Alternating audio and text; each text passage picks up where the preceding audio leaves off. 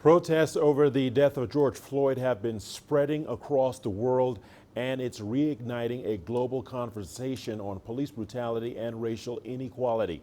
CGTN's Asta sat down with one African-American family in Kenya to see how they are tackling these topics with their children. Here in Kenya, African-American families continue to watch the developments of the ongoing U.S. protest. While they may be far away, the topics of police brutality and racial inequality are ones they're all too familiar with. To explore this, I sat down with a Piper family. Ben Piper comes from the U.S. city of Cleveland.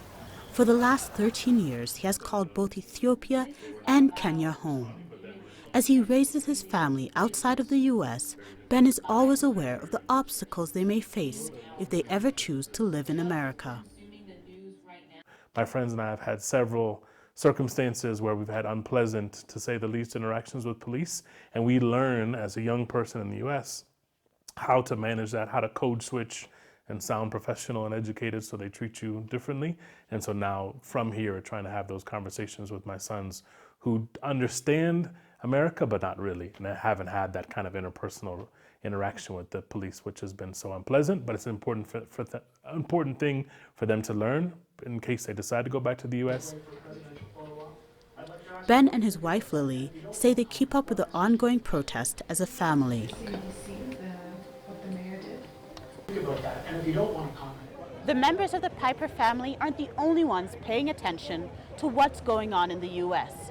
From Ghana to Kenya and in between, solidarity protests have emerged. But this is nothing new. Africa and Black America have a long history of supporting each other's civil rights movements. To better understand this history, I sat down with Professor Nyambi Carter.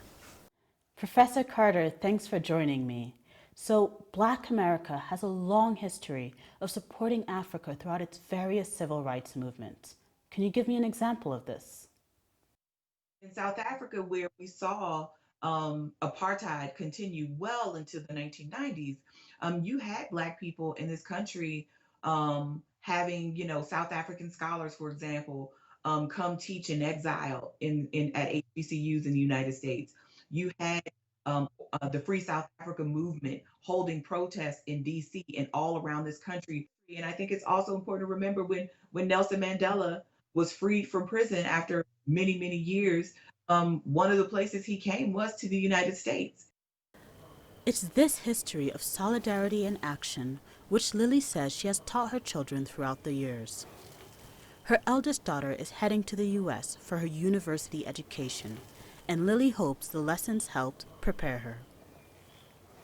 Yeah, it's very possible that when she goes to the United States, her identity will be reduced down to a singular story. But as parents, we've tried to really root her in all the parts of what is beautiful about being Black, her Ethiopian roots, her Cleveland roots.